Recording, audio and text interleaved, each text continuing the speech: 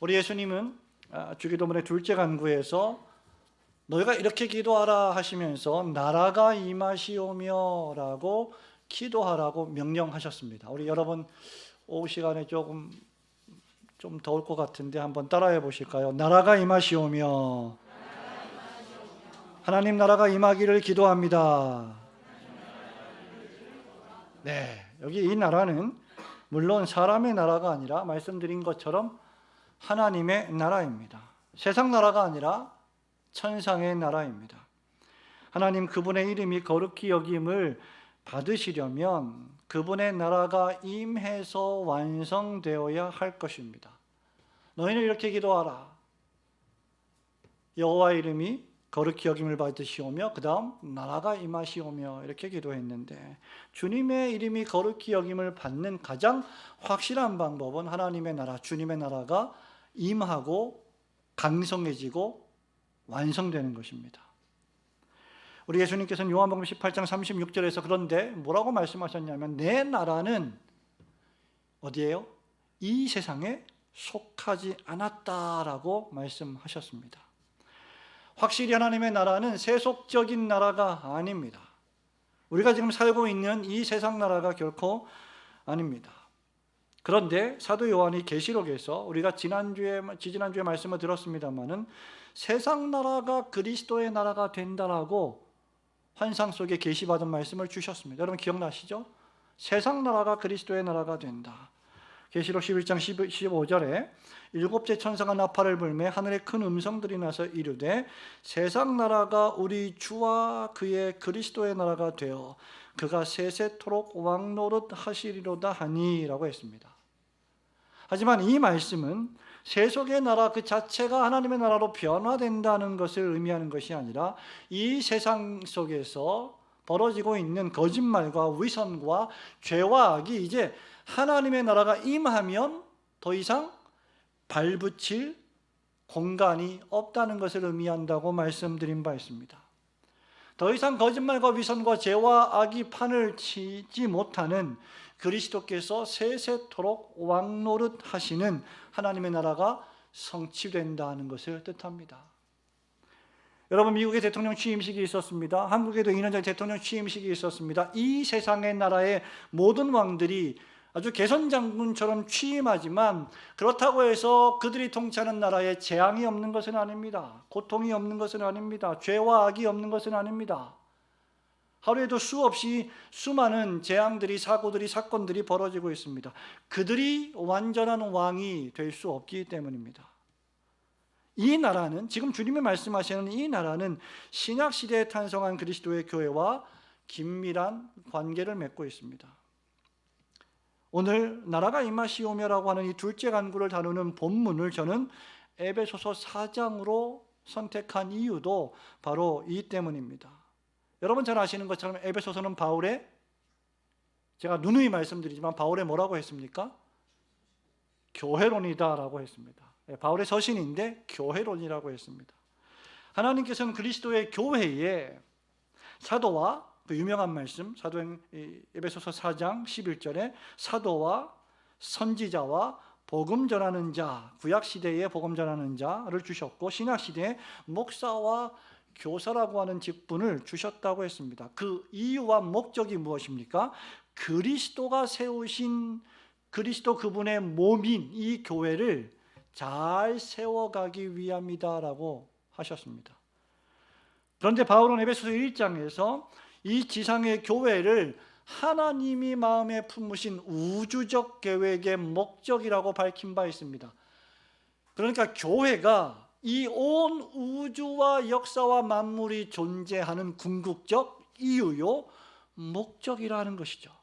즉 교회가 없다면 세상 우주 만물은 존재할 가치가 없다는 것과 같습니다. 교회는 창세전에 그리스도 안에서 우리를 택하심으로 이미 존재했고, 그리고 현재 만물 안에서 우리가 읽은 말씀처럼 만물을 충만하게 하시는 그리스도의 충만함이다라고 했습니다.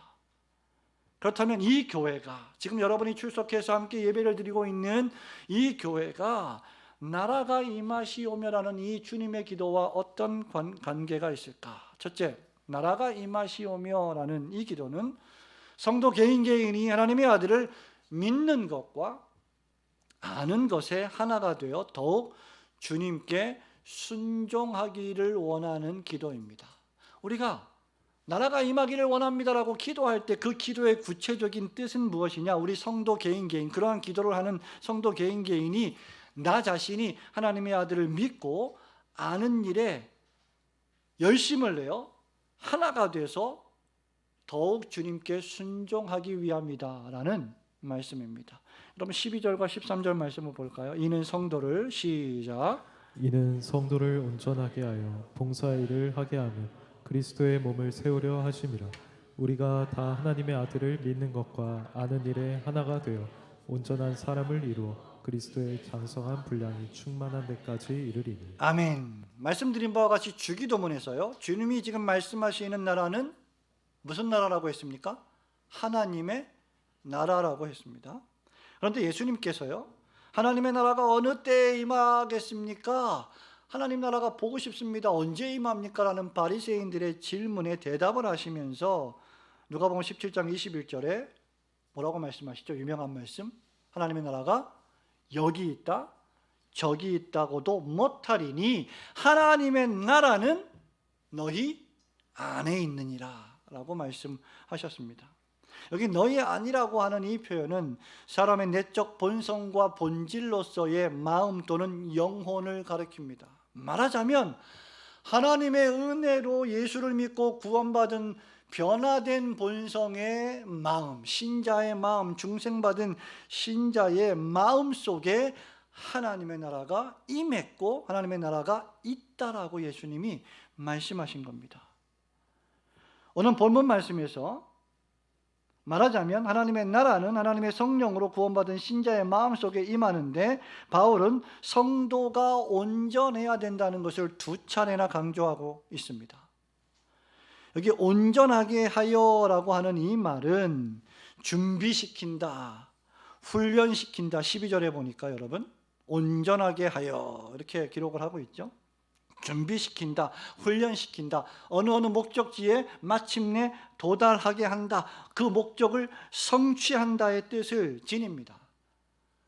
그러니까 여러분, 하나님께서 교회에, 구약과 신약 시대의 교회에 사도들을 주시고 선지자들을 주시고 복음 전하는 자를 주시고 목사와 교사를 주시고 장로를 주시고 집사를 주시고 권사를 주시고 이런 직분자들을 주신 이유는 하나님께서 원하신 어떤 목적지에 모든 성도들을 훈련시켜서 도달하게 하시기 위함이라는 말씀이죠. 이것이 하나님의 나라가 이루어지는 1차적인 방식입니다. 그러니까 어떤 의미에서 교회는 하나님 나라를 이루어가는 훈련소와 같다라고 생각을 하셔야 됩니다. 성도는 물론 하나님 나라의 백성입니다. 성도가 하나님 나라 백성이 되려면 복음의 말씀을 듣고 자신이 죄인임을 깨닫고 예수 믿기 이전에 지금까지 살았던 내 중심의 삶을 회개하고 청산하고 생각으로 말로 행동으로 지었던 모든 죄를 회개하고 하나님이 보내신 독생자 예수 그리스도를 나 자신의 구세주로 영접하고 믿어야만 합니다. 세례받기 이전에 이 회개와 믿음의 고백이 반드시 있어야만 우리는 그가 성령 세례 받은 것을 인정하고 그에게 물 세례를 베풉니다. 이런 회개와 믿음이 여러분의 마음 안에서 발생했다면, 그래서 여러분이 죄인임을 알고 하나님의 나라가 내 안에서 시작되었다라고 믿는다면, 이런 신자는 하나님이 구원과 행위의 유일무이한 법칙으로 주신 하나님의 말씀을 매일매일 읽고 묵상하며 지키며 살아가는 경건한 삶을 추구하게 될 것입니다. 주일 성수는 말할 것도 없지요. 기본 중에 기본입니다. 이런 방식으로 하나님의 나라가 우리 안에서 더욱 이루어지는 것입니다. 신약 성경이요, 도처에서 구원받은 이후에 신자의 삶 속에서 구원의 열매를 맺으라고 강조하는 이유가 여기 있습니다. 빌립보서 2장 12절에 여러분 유명한 말씀 있죠. 그러므로 나의 사랑하는 자들아, 바울이 말합니다. 너희가 나 있을 때뿐 아니라 더욱 지금 내가 없을 때라도 항상 어떻게 해요? 복종하여 두렵고 떨림으로 너희 구원을 이루라. 사도 바울이 얼마나 위대한 사람입니까? 바울이 빌립보 교회에서 복음을 전하면 성도들이 다 들었죠. 그의 말을 존중했죠. 하나님의 말씀으로 들었죠.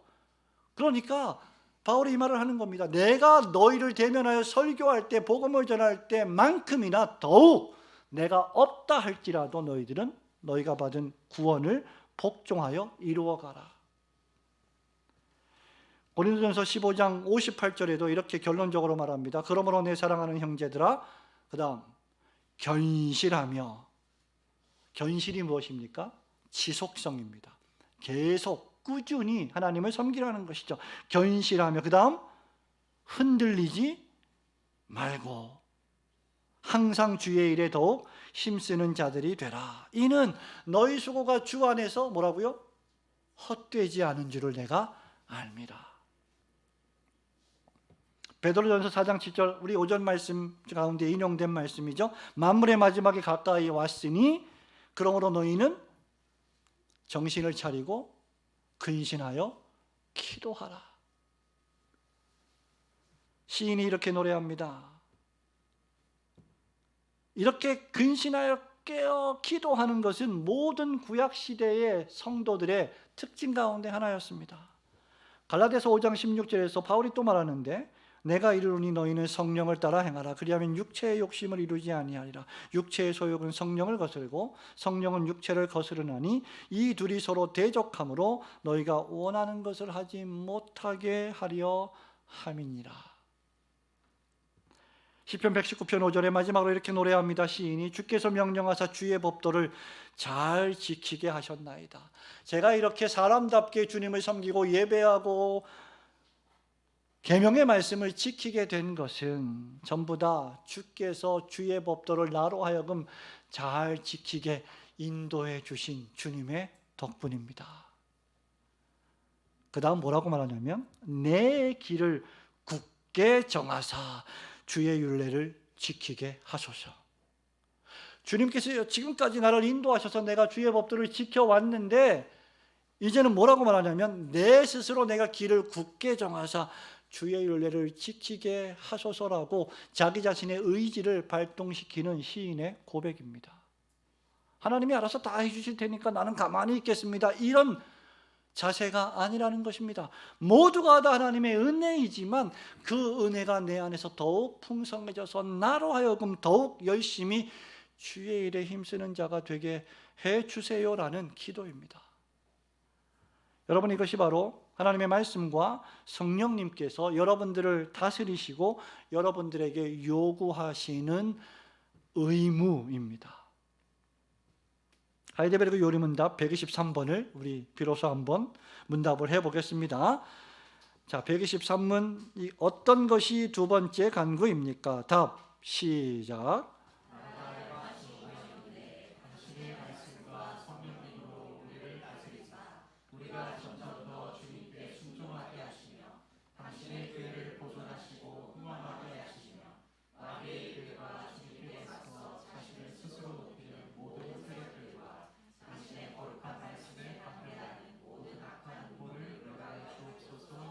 아멘. 얼마나 여러분 자세하고 구체적으로 이 짧은 주기도문의 말씀을 해설하고 있습니까? 요리문답은 하나님의 말씀과 그분의 성령께서 우리를 다스리시고 우리로 하여금 그 다음 점점 더 어떻게 해요? 주님께 순종하게 해 주시기를 원하는 기도입니다. 하나님 나라가 임하기를 원합니다. 이 기도는 나와 아무 상관이 없습니다가 아니라 하나님 나라가 임하기를 원합니다. 이 기도는 내가 점점 주님의 말씀에 순종하기를 원합니다 라는 고백이라는 것이죠. 그렇다면 지혜로운 사람은 과연 신자인 내 삶 속에서 주님께 더욱 순종함이 있는지를 살펴야 합니다. 신자는 그저 인격적으로 도덕적으로 세상 사람들에게 착하게 보이는 종교인이 아닙니다. 아, 저 사람 교회 다니는 사람 착한 사람, 도덕적인 사람, 아니에요. 절대 그런 사람이 아닙니다. 신자는 그저 고상하게 말하고 고상하게 행동하는 사람이 결코 아닙니다. 신자는 주님의 말씀에 점점 더 순종하는 사람입니다. 신자는 하나님의 말씀과 그분의 창조와 그분의 계획과 섭리에 순종하며 하나님의 나라와 주님의 몸된 교회를 위하여 순종하는 사람입니다. 그렇게 하기 위해서 신자는 더욱 하나님의 아들이신 예수 그리스도를 알고 믿는 일에 진력을 다해야 합니다. 여러분, 예수님을 알려면 예수님을 믿어야 하는데 동시에 예수님을 잘 믿으려면 예수님을 잘 알아야 합니다. 누군지도 모르는 예수님을 내가 어떻게 알겠습니까? 내가 어떻게 믿겠습니까? 그거야말로 맹목적인 신앙이지. 우리는 모르는 것을 믿지 않습니다. 우리 예수님께서 사마리아 여인에게 너희는 모르는 것을 예배하나 우리는 사시고 참되신 하나님을 예배한다라고 말씀하신 바 있습니다. 이 일을 위하여 하나님은 신약의 교회에 말씀을 설교하는 목사를 교사로 주셨습니다. 지역교회의 목사가 하나님의 말씀을 신실하게 설교하고 가르치는 목사라면 그 모든 성도는 그 목사의 설교가 하나님께서 하늘의 강단에서 친히 선포하시는 하나님의 말씀으로 듣고 여러분 안에 내주하신 성령님의 인도하심을 따라 그 말씀에 순종해야 할 것입니다. 그 말씀에 은혜 받기 위하여 나의 마음을 준비하고 은혜 받는 일에 방해되는 것은 무엇이든지 제거하며 그 은혜 안에서 강해져야 합니다. 바울이 디모데후서 2장 1절에서 너는 은혜 안에서 강하라고 당부했습니다. 우리가 토요일에 모든 우리 육신의 사물을 정리하고 주일날 온전히 예배드리기 위하여 몸과 마음을 준비하는 이유가 무엇입니까? 바로 여기에 있습니다. 말씀의 은혜 받기 위해서, 말씀의 은혜 받기에 방해되는 모든 것들을 내 삶에서 하나둘씩 제거해 나가는 것입니다. 그래서 우리는 일찍 자고 충분한 수면을 취하고 주일날 맑은 정신으로 맑은 영으로 주 앞에 나와 예배하고 말씀을 듣기 위하여 애쓰는 것입니다. 그 들은 말씀을 여러분의 생활 속에서 순종하며 세상적인 가치를 추구하는 삶을 날마다 하나둘씩 포기해야 합니다. 제가 단언하는데 우리 교회에 있는 청년들, 학생들, 지금은 예배를 드리는 것이 어떤 의미에서는 좀 단조로울 수 있고 지겨울 수 있고 이렇게 재미없는, 예화도 별로 하나도 없는, 재미있는 이야기도 없는, 책 이야기도 안 하고 영화 이야기도 안 하고 이런 설교가 여러분 듣기에 조금 재미없을지 몰라도 여러분 평생의 인생에 해가 거듭할수록 여러분에게 소망을 주는 유일한 말씀이 이 말씀인 것을 여러분은 점점 살면서 깨닫게 될 것입니다. 재밌는 거, 즐거운 거, 여러분의 오감을 자극하는 거 TV에, 영화에, 유튜브에 다 있습니다. 여러분, 그것이 여러분의 영혼을 건강하게 만들어줍니까? 여러분의 정신을 맑게 만들어줍니까? 여러분을 만족하게 해줍니까? 결코 그렇지 않습니다. 여러분, 그러므로 우리는 이 세상 속에 살아가면서 나의 삶 속에서 나의 하루의 시간 속에서 하나님의 말씀을 순종하며 살아갈 때 세상적인 가치를 추구하는 삶의 태도와 관습과 습관을 하나하나씩 제거해 가야 한다는 것입니다. 그런 싸움 없이 어떻게 성화가 이루어질 수 있으며 어떻게 거룩해지겠습니까? 이것이 1차적으로 하나님의 나라가 임하는 방식입니다. 여러분 마음 안에 하나님의 나라가 임하지 않으면 절대로 다른 사람에게 하나님의 나라를 전달해 줄 수 없습니다. 그 하나님의 나라의 능력을 내가 모르고 있는데 어떻게 입을 열어 그 나라가 있다고 말할 수 있겠습니까? 베드로가 이렇게 말하죠. 너희에게 소망의 이유를 묻는 자들에게 항상 대답할 말을 준비하고 있으라. 그러므로 먼저 하나님의 아들을 아는 일과 믿는 일에 여러분이 하나가 되어 하나님의 말씀에 더욱 순종하시는 성도들이 되시기를 주님의 이름으로 축원합니다. 둘째로 나라가 임하시오며라는 이 기도는 성도를 온전하게 하고 봉사의 일을 하게 함으로써 그리스도의 교회를 점점 세워가는 기도입니다. 즉 나라가 임하시기를 원합니다라고 기도할 때 그 기도는 주님의 교회가 세워지기를 원합니다라는 기도와 같다는 말입니다. 여러분 12절 말씀을 한 번 더 볼까요? 이는 성도를 시작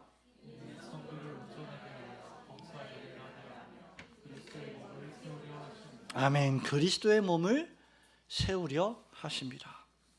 앞서 말씀드린 바와 같이 직분자들이 성도를 이렇게 훈련시키는 것은 이를 통하여 그리스도의 몸을 세우기 위함입니다. 여러분, 건물 하나를 세워가는데 얼마나 많은 시간과 물질이 투자되며 얼마나 많은 공정들이 요구됩니까? 얼마나 많은 세심한 계획과 주의를 기울여야 하겠습니까? 그렇게 해서 세워진 건물도 금이 가고 무너지기 십상입니다. 그리스도의 몸을 세운다는 것은 영적으로 교회를 세워간다는 뜻입니다. 튼튼한 기초석 위에 전체 건물의 토대를 세우고 그 위에 기둥을 세우고 벽돌 하나하나를 쌓아 올려 건물을 완성해 가듯이 교회를 세워가는 것입니다. 그런데 교회를 세운다는 말이 이렇게 비유되어 있지만 이런 물리적인 건물이나 빌딩을 세우는 것이 아니죠. 왜냐하면 교회의 모퉁이돌은 그리스도 예수이시며 교회가 세워지는 방식도 에베소서 2장 20절에 따르면 성령 안에서 하나님이 거하실 처소가 되어가는 것이기 때문입니다. 본문 13절이 그리스도의 장성한 분량에 충만한 데까지 이르리니라고 기록한 이유도 여기에 있습니다. 여러분, 이 그리스도의 장성한 분량에 충만한 이런 상태를 가리켜 우리는 다른 말로 온전한 사람이라고 부릅니다. 그리스도의 장성한 분량에 충만한 그 지점이 뭐냐? 온전한 사람인데, 온전한 사람이란 유약한 갓난아이나 철없는 철부지 아이들이나 그저 어떤 사람 남자, 사람 여자를 가리키지 않고 성숙한 사람, 강인한 사람을 가리킵니다. 우리가 한 해 한 해 나이를 먹고 학생에서 청년으로, 청년에서 장년으로 그렇게 성장해 가면 성경에 있는 말씀처럼 어린아이의 일을 벗는다고 했습니다. 그 사람은 하나님의 아들을 아는 일뿐만 아니라 믿는 일까지, 즉 지식뿐만 아니라 마음까지 하나로 연합된 매우 강인한 사람, 성숙한 사람이 되는 것입니다.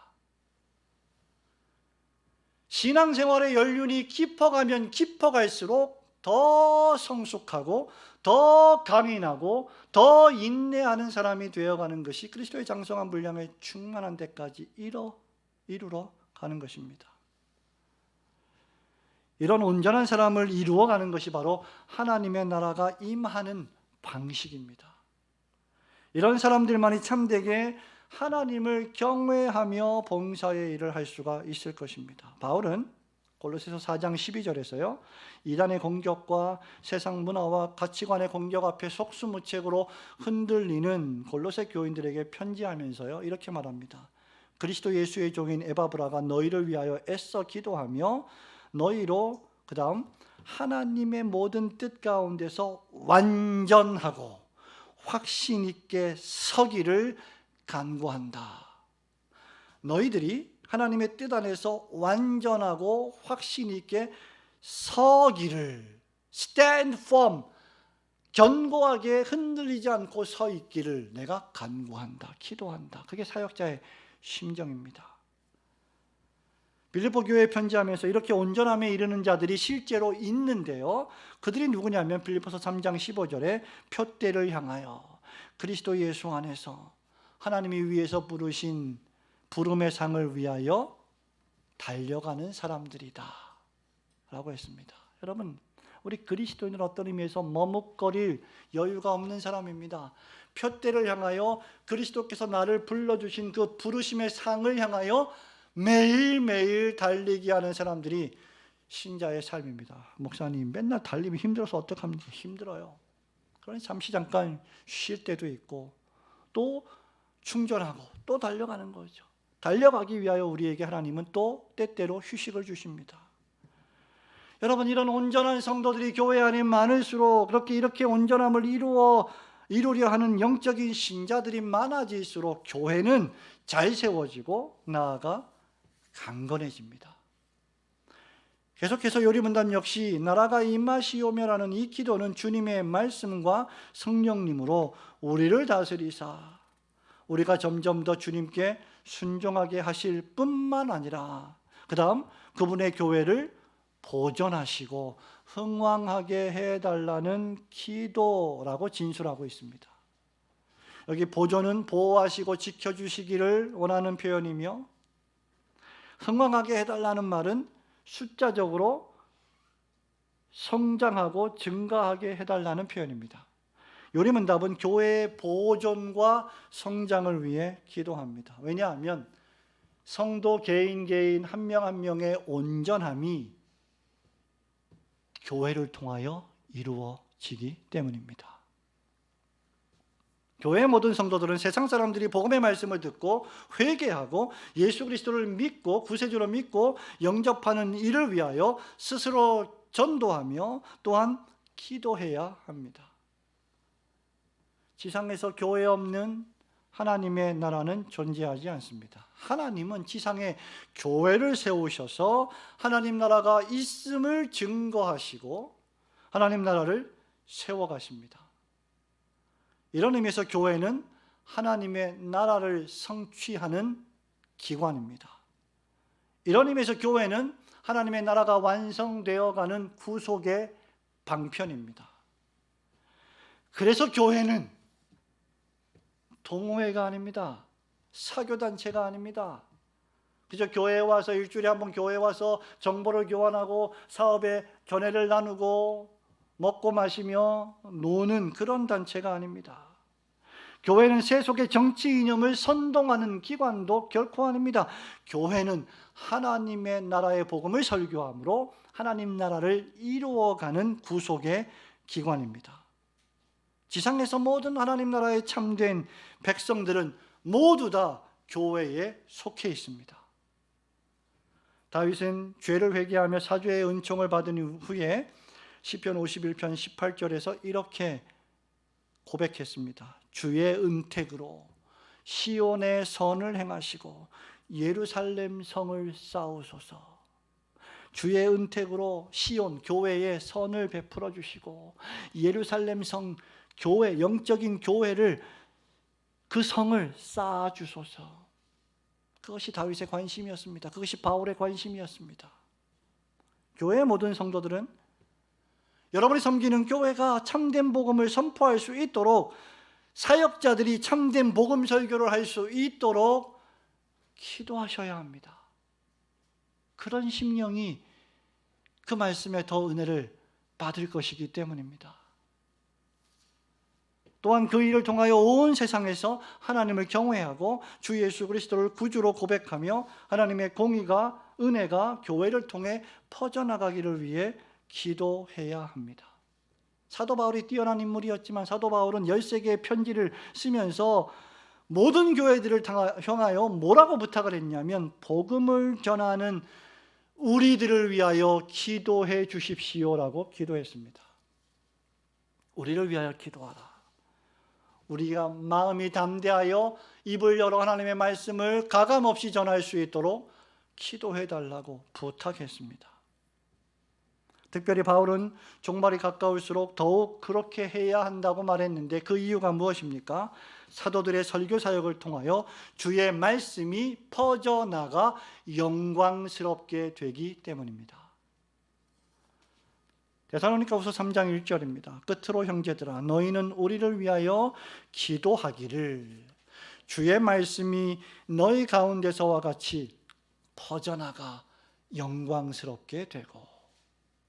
데살로니가 교회 교인들이 사도 바울의 설교의 말씀을 듣고 삶이 변하여 죄를 회개하고 예수님을 구세주로 영접하고 그들의 삶이 점점 영광스럽게 변화되는 것을 바울은 보았습니다. 그래서 너희 가운데서 주의 말씀이 퍼져나가 영광스럽게 되기를, 이 세상에 있는 사람들 가운데 그렇게 복음을 듣고 그들의 삶도 영광스럽게 변화되기를 위해서 우리를 위하여 기도하라고 권면했습니다. 여러분, 이것이 그리스도의 장성한 분량에 충만한 데까지 이르는 성도의 모습입니다. 성숙한 신자는 그리스도의 몸된 교회를 위하여 기도합니다. 성숙한 신자는 사역자들과 설교자들과 그들의 설교를 위하여 기도합니다. 성숙한 신자는 그들의 설교를 통하여 은혜 받기를 갈망하며 기도합니다. 성숙한 신자는 비난하고 비판하는 것이 아니라 서로 돌아보아 선행을 격려합니다. 그러므로 성도를 온전하게 하고 봉사의 일을 하게 하는 참된 교회가 이 지구상에 더욱 많이 보존되고 그 숫자가 증가되기를 위하여 기도하시는 성도들이 되시기를 주님의 이름으로 축원합니다. 마지막으로 나라가 임하시오며라는 이 기도는 하나님께서 교회와 성도를 대적하는 사탄의 술책과 세력을 멸해 주십시오라고 말하는 기도입니다. 14절 말씀을 마지막으로 보겠습니다. 이는 우리가 시작.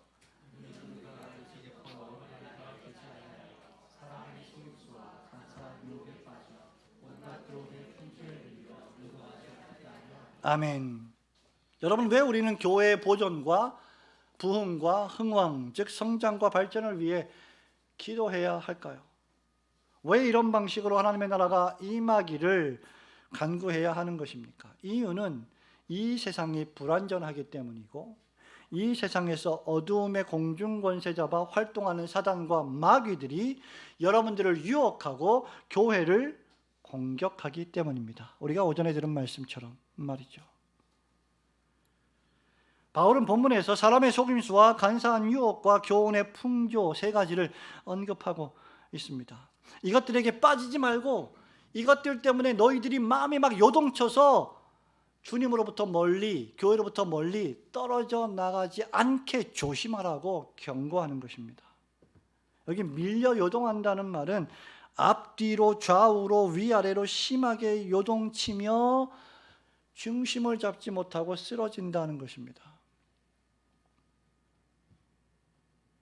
바울은 복음을 전하다 붙잡혀 로마 황제 앞에 서기 위하여 배를 타고 로마로 향한 적이 있습니다. 사도행전 27장 28장에 기록되어 있죠. 이 항해를 통하여 무시무시한 광풍을 바다에서 만나게 되는데 그것이 바로 유라굴로라고 하는 광풍입니다. 지금 여기 밀려 요동한다는 것이 무엇을 의미하는지 바울은 이미 생생하게 경험을 하고 있는 것입니다. 여러분, 어른들도 이렇게 밀려 요동하는데 어린아이는 말할 것도 없지요.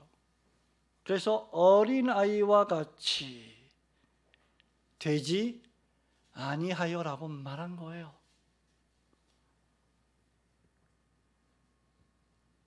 신자를 밀려 요동하게 만드는 것이 무엇일까? 사람의 속임수입니다. 인간적인 신념에 사로잡혀 오류를 신봉하게 하는 잘못입니다. 하나님 말씀에 내 생각, 내 신념, 내 사고, 내 가치를 기초시키지 않고 하나님 말씀을 제외한 나 자신 인간적인 신념 말이죠. 간사한 유혹은 무엇입니까? 기도는 하지 않고 지식만 추구하여 자신을 교만하게 높이려는 그 당시의 습관입니다. 개똥 철학자들, 헛된 말을 하는 자들, 거짓 선지자들, 교훈의 풍조는 하나님의 말씀에 위배되는 비성경적인 가르침으로서 거짓 교훈입니다. 여러분, 이런 교훈들이 지금 우리가 살고 있는 이 세상에 얼마나 많습니까? 사단 마귀는 참된 교회 옆에 위조된 교회를 세워 참된 교회를 유혹하고 무너뜨립니다. 아주 유명한 신학자가 그런 말을 했어요.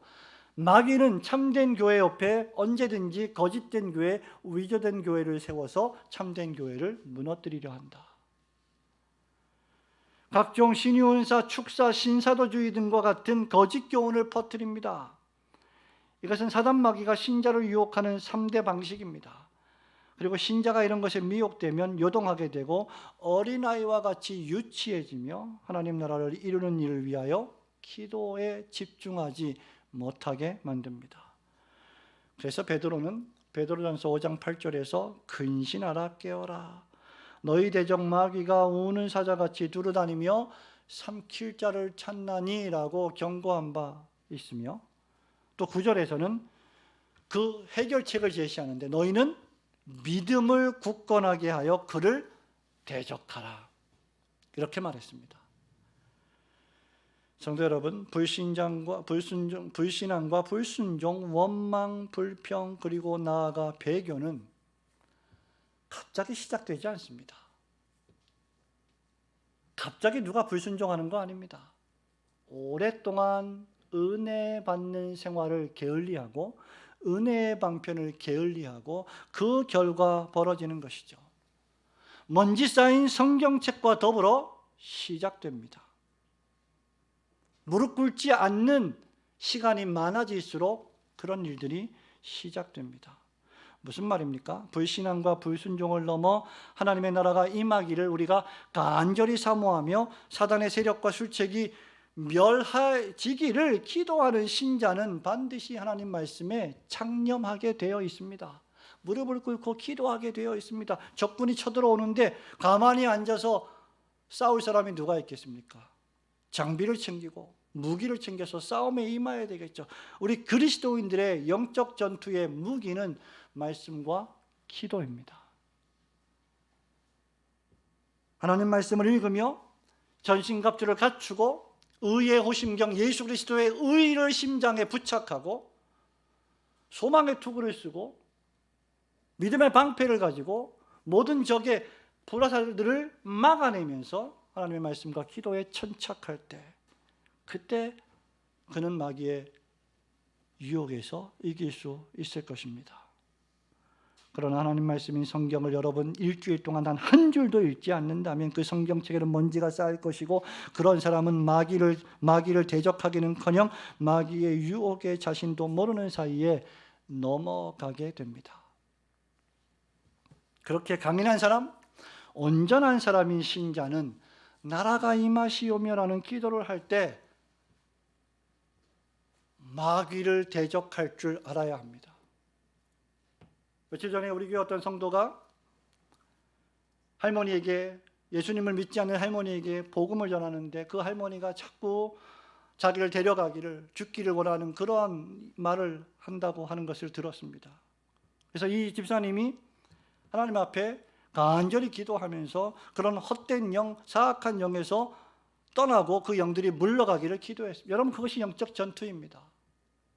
때때로 필요할 때 목사에게 전화해서 목사님 제가 너무 두려운데 기도해 주십시오라고 부탁을 하면서 같이 기도하며 영적으로 담대해지는 것, 이런 것들이 바로 영적 전투입니다.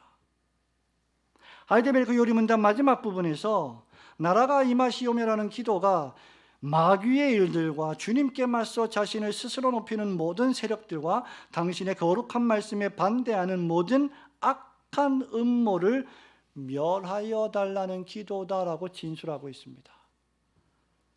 그리고 이 일을 주님의 나라가 온전히 이루어져 주께서 만유 가운데 만유가 되실 때까지 하여 주옵소서라고 진술하고 있습니다. 하나님의 나라는 하나님이 보내신 구약의 선지자들과 신약의 그 선지자로 오신 예수 그리스도께서 오셔서 선포하신 복음을 통하여 시작되었습니다. 천국이 시작되었습니다. 하지만 아직 그 나라가 완전히 완성된 것은 아닙니다. 그 나라의 완성을 지체시키거나 무너뜨리려는 것이 마귀의 일들이며 그 방법이 바로 악한 음모입니다. 하나님의 아들이 나타나신 것은 요한일서 3장 8절에 바로 이 마귀의 일을 멸하시고 하나님의 나라를 세우시기 위함입니다. 예수님이 사람의 몸을 입고 오셔서 십자가에서 피 흘려 죄를 씻어주시기 전에 먼저 귀신들을 쫓아내시고 병자들을 고치시고 죽은 자들을 살리시면서 그 다음 천국 복음을 전파하셨느니라고 기록합니다. 예수 그리스도께서 이 세상에 계실 때 병이 낫고 귀신이 떠나가고 죽은 자가 살아나는 것을 볼 때, 아, 하나님의 신령한 나라가 지금 여기 임하고 있구나라는 것을 제자들이 보고 목격한 것입니다. 체험한 것입니다. 이제 하나님은 교회에 주신 이 설교 사역을 통하여 사람의 속임수와 간사한 유혹과 세상의 풍조를 밝히 드러내시고 그것들을 정복하십니다. 바울은 고린도 교회 교인들에게 편지하면서 고린도전서 10장 4절과 5절에서 이렇게 말합니다. 우리의 싸우는 무기는 육신에 속한 것이 아니요 오직 어떤 견고한 진도 무너뜨리는 하나님의 능력이라. 우리는 하나님의 능력으로 싸운다. 모든 이론을 무너뜨리며 하나님 아는 것을 대적하여 높아진 것을 다 무너뜨리고 모든 생각을 사로잡아 그리스도에게 복종하게 한다. 교회와 성도는 하나님과 하나님의 말씀을 반대하는 모든 세력을 무너뜨리고 멸하여 달라고 하나님께 기도해야 합니다.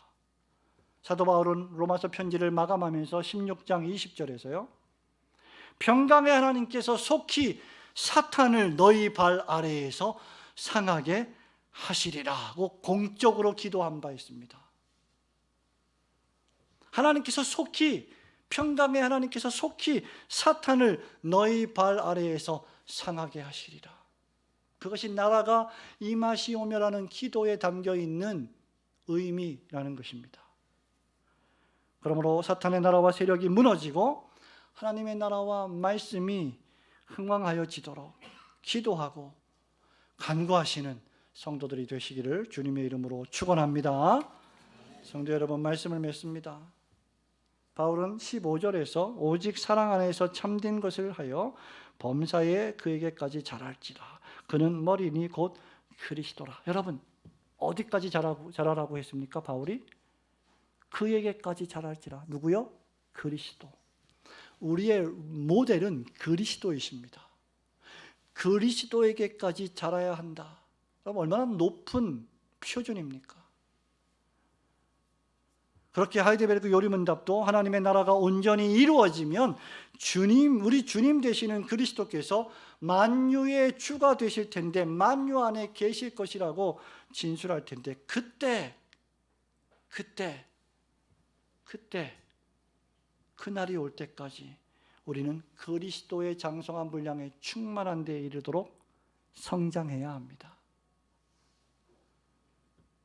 신자의 존재 목적은 사도의 가르침을 받아 진리의 말씀인 성경을 배우고 사도행전 2장 42절 47절에 있는 말씀처럼 떡을 떼며 교제하고 하나님의 사람으로 온전히 훈련받아 준비되어 온갖 세상의 교훈의 풍조에 밀려 요동하지 않고 남자답게 굳게 서서 그리스도의 장성한 분량에 충만한 데 이를 때까지 성장하는 것입니다.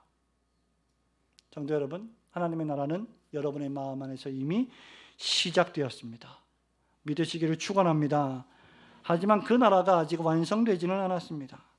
하나님의 나라는 복음 설교와 전도와 선교를 통하여 지금도 계속해서 건설되고 있고 확장되고 있습니다. 그렇기에 이 세상에서 여전히 사단과 마귀가 그리스도의 교회를 공격하고 여러분의 연약한 육체를 공격하고 죄악된 본성을 유혹합니다. 그렇게 우리는 그 마귀의 일들과 그들의 모든 악한 음모를 멸하여 주세요라고 우리의 대장 되신 그리스도께 기도하셔야 합니다. 내가 은혜 받는 일에 방해가 되고 제어가 되는 모든 일들을 우리 하나님께서 제거해 주시고 멸하여 주시기를 간구해야 합니다. 이런 의미에서 지상의 교회는 신학적인 용어로 어떤 교회입니까? 이런 교회를 가리켜서 전투적 교회라고 부른 것입니다. 우리가 매일매일 전투하는 겁니다. 사단과 마귀와 싸우고 전투해야 되는데 우리는 여러분 무엇으로 전투하고 있습니까? 아침에 간신히 일어나는 것으로 전투하고 있습니다. 여러분 그것도 전투죠. 하지만 더 강인한 신자가 되려면, 정말 성숙한 신자가 되려면 그런 기본적인 전투 이외에 더 크고 강한 전투에 참여하기 위한 훈련을 해야 할 것입니다. 우리가 이런 사실을 인식하면서 매일매일 하나님의 말씀과 기도에 천착하여 이 영적 싸움에 임하심으로 이제까지 그래왔던 것처럼 앞으로도 계속하여 그리스도의 몸된 교회를 세워가시는 성숙한 성도들이 되시기를 주님의 이름으로 축원합니다.